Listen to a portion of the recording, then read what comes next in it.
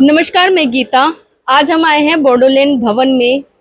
जिस तरीके से हर जगह जो है अपने अपने फेस्टिवल्स जो है मनाए जाते हैं, इसी तरीके से जो है असम में भी एक फेस्टिवल मनाया जाता है जिसका नाम है अमती स्वाहा।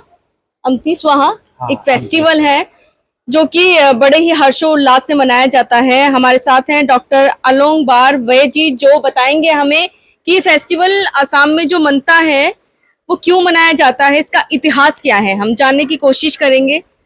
सर, पहले तो आपका बहुत बहुत वेलकम है हमारे चैनल पर। हाँ, वेलकम कर रही हूँ। वो ठीक है, धन्यवाद। सर, ये बताइए, आपको बोडो भाषा में बताना है क्योंकि वहाँ की आसाम की जनता जो है वो बोडो भाषा में ही ज्यादा समझेगी, क्योंकि जनता वहाँ पे यही भाषा यूज करती है। तो ये बताइए सर, ये जो फेस्टिवल है अमती सुहा, वो क्यों मनाया जाता है, क्या इतिहास है इसका? बे आमथिसुवा फेस्टिवलखौ जों बर' रायजो राजाफ्रा गोदोनिफ्रायनो मानिबोबाय थाखादों।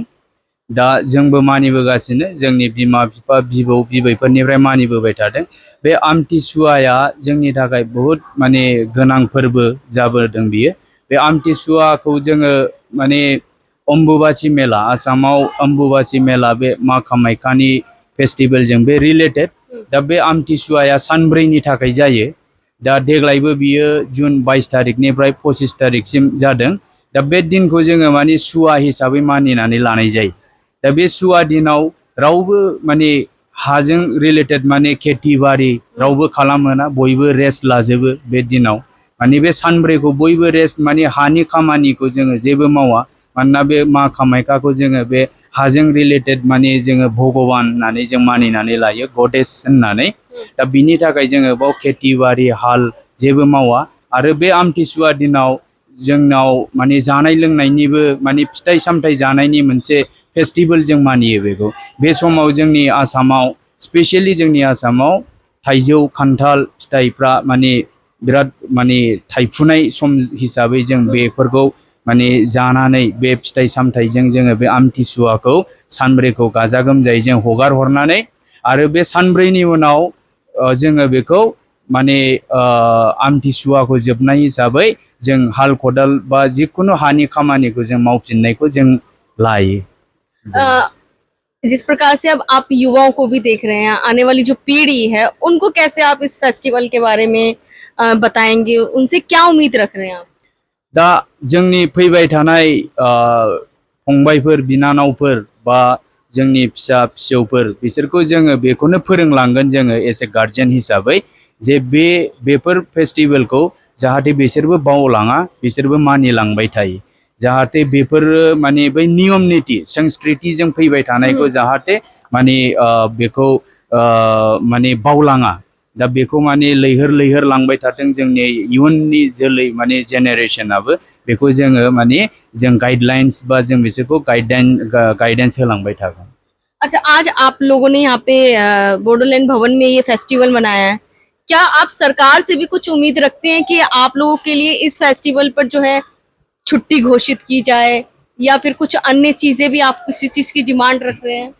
औ बे सानब्रै दिना आमथिसुवा हिसाबै आसामावथ' आगोलनिफ्रायनो माखासे दिन बे छुट्टी घोषित खालामनाय बायदियानो, माने बयबो अफिसनि मामाफ्रा बेवहाय माने मामाखौ मानिबोबाय थायो। दा बियो नेशनेलाइज जाथ'वाखै।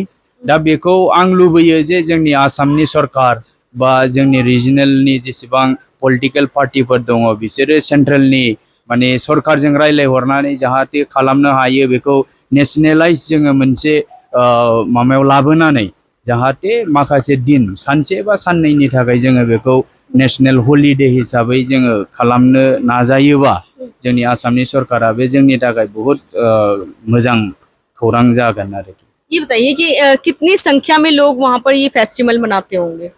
कितने लोग हैं जो इस फेस्टिवल को मनाते हैं? अगर छुट्टी भी सरकार घोषित करना भी चाहेगी तो वो कितने लोग मनाते हैं? कितने बियो जोंनि आसामाव दा कम से कम, मतलब कुछ कम्युनिटी के लोग सारे ही मनाते हैं या फिर कुछ कम्युनिटी? गासिबो कम्युनिटियानो मैक्सिमाम जोंनियाव बानायो।